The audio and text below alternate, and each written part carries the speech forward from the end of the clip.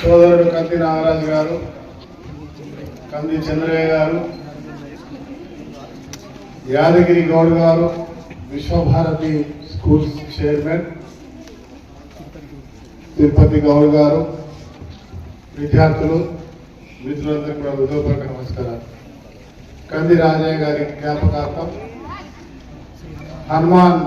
Shri Hanuman academy శిక్షణ కార్యాచరణ కొన్ని సంవత్సరాలుగా చేస్తున్నటువంటి ఒక ప్రయత్నాన్ని నేను విధంగా అభినందిస్తాను.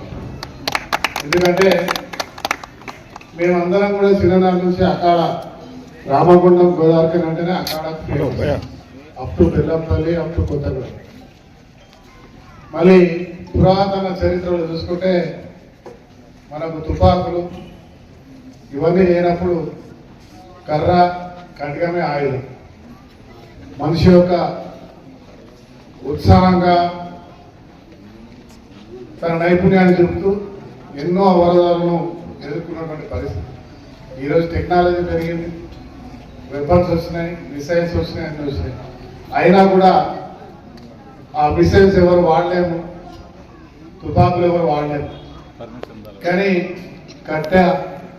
కర్రస్వామి దానితో శారీరక దృఢత్వంతో పాటు మానసికంగా బలంగా తయారైతూ అవసరం ఉన్నప్పుడు, ఆపదలు ఉన్నప్పుడు ఆదుకునేడానికి ప్రయత్నంతో పాటు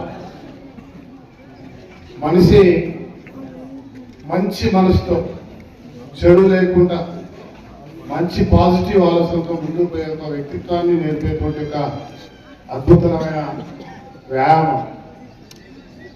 నేను ప్రతి ఒక్కరిని కూడా కొడతా ఉన్నా. అనేక ప్రాంతాల్లో అకాడమీలు పాఠం ఉండేది. ఎవరెవరికైతే ఈ విద్య వస్తుందో అనేక సార్లు చెప్తా ఉన్నా, ఇప్పుడు కూడా మళ్ళీ చెప్తా ఉన్నా.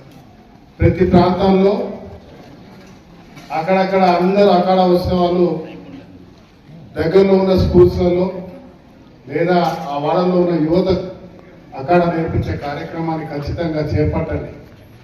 నా వరకు అన్ని రకాలుగా సహాయం ఉంటుంది అనే విషయాన్ని మీకు తెలియజేస్తూ మీ ద్వారా, మీడియా మిత్రుల ద్వారా ఈ నిర్వహణ చేస్తున్నటువంటి నాగరాజుకు, చంద్రన్నకి ఈ వయసులో కూడా అద్భుతంగా కత్తి తిప్పుతూ డాల్తో యుద్ధం చేస్తూ ఉన్నారు.